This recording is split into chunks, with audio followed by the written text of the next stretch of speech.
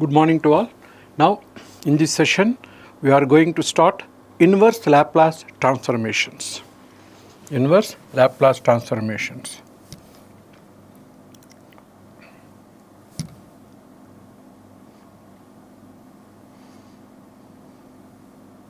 Now, the next topic is inverse Laplace transformations. Now, inverse Laplace transforms.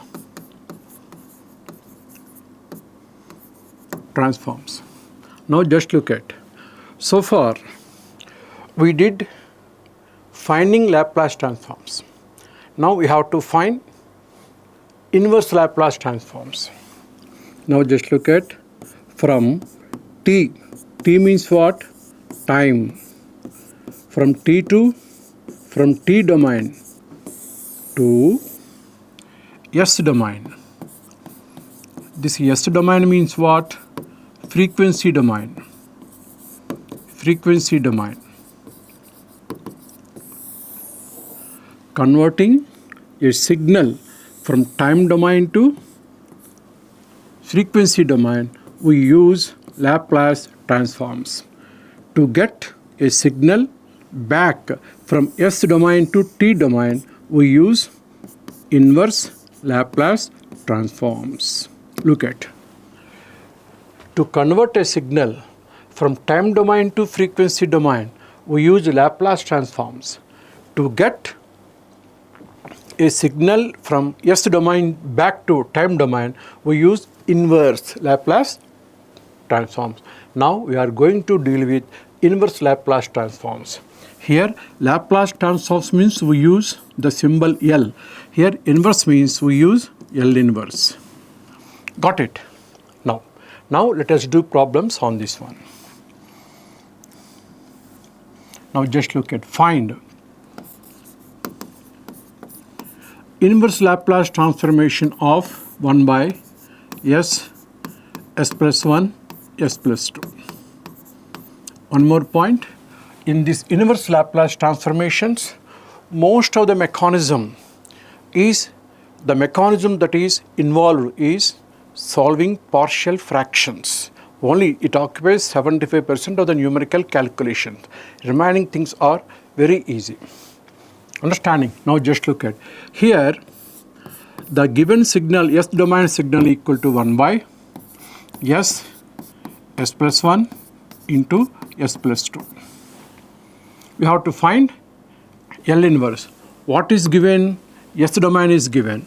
So here, let 1 by s plus 1, s plus 2. How many fractions are there in the denominator? 3 fractions. Therefore, 3 partial fractions we have to make it. All these powers are 1, 1, 1, linear. So let it be a by s, b by s plus 1 and c by s plus 2. Now look at, you did the same problems in paper 1A, unit 2, partial fractions. Now finding LCM, 1 equal to a times s plus 1 into s plus 2. Now we are making partial fractions. B multiplied by s into s plus 2. Next, C multiplied by s into s plus 1. Now just here, how many coefficients are there? 3 coefficients are there. So we have to get 3 numeric equations to solve 3 variables. Now here, for this one, to solving for this one, it is direct, very easy. Put s equal to 0 in the first instance, put s equal to minus 1 in the second instance, put s equal to minus 2 in the third instance. Understanding? So upon solving these 3 equations for ABC, we get what we get? The value of A. The value of A equal to 1 by 2. The value of B equal to, upon solving this, what we get? B equal to minus 1 and C equal to, what we get is 1 by 2. 1 by 2. Now, upon solving these equations, we get A equal to half, B equal to minus 1, C equal to half. Now, let the equation be 1. All these values will be equal to 2. Therefore, put the value of 2 in the given equation 1. Now, we have, now what we get? This one. So, now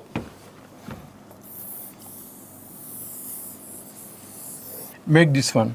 So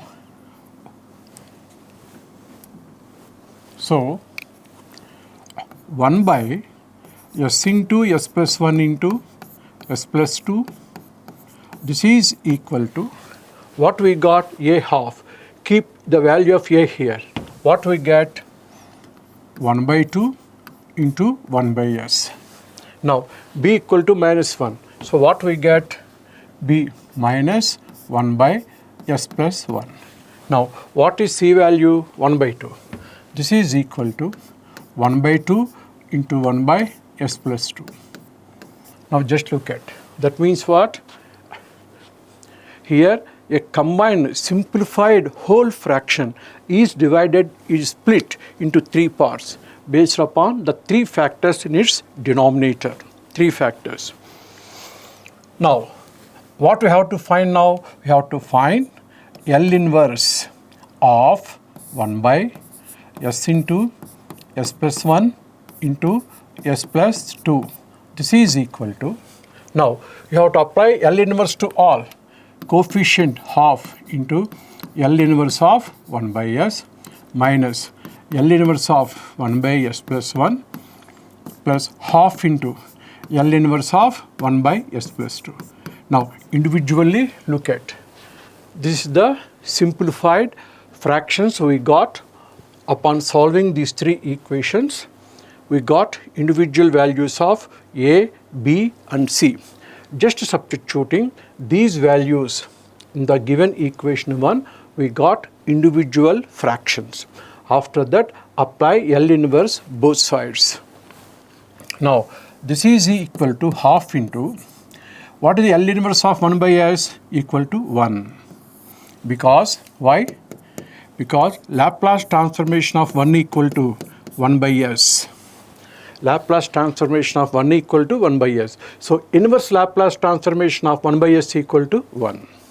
Now, minus, this is e power minus t. Because just look at Laplace transformation of e power minus at equal to 1 by s plus a. Here a equal to 1. A equal to 1 means what happens? A equal to 1, that means 1 by s plus 1. Here where there is a, keep, this becomes e power minus t. Therefore, inverse of 1 by s plus 1 equal to e power minus t. Now, plus half into, in the same way, this will become e power minus 2t. So, this is equivalent to half minus e power minus t plus half e power minus 2t. This is equal to f of t domain. This is f of t. Now just look at, we found L inverse of a fraction, a given signal, combined signal in terms of t. So here one more point. From t domain to s domain. S domain is also known as frequency domain. T domain is known as time domain. Converting a signal from t domain into frequency domain, use Laplace transforms. Converting frequency domain back to the original signal in t domain, use L inverse. L inverse. Students have to understand this problem. If a problem is given in terms of f of t or y of t or x of t or x of t, in what it may be, as long as there is the letter t, it is signal. It is a signal. T stands for what? In time domain. A signal in the time domain. Whenever time domain is there, students have to calculate for frequency domain, then students have to calculate frequency domain. For example, whenever a signal is given in S domain, students have to understand that immediately we have to calculate inverse Laplace transformation. So here we find only Laplace transform. So whenever a signal is given in S domains, we have to find inverse Laplace transformation to find the original signal f of t. That is the importance of L and L inverse. Understanding? This is very much important. So students have to first observe in which letter the signal is given, whether it is given T domain or S domain. So sometimes they won't give L inverse, they give only f of s. Find the signal, they may ask like that only. Students have to understand that S letter is given, this is in frequency domain, so you have to find L inverse. If T domain is given, directly you have to find frequency domain. That is important. Thank you.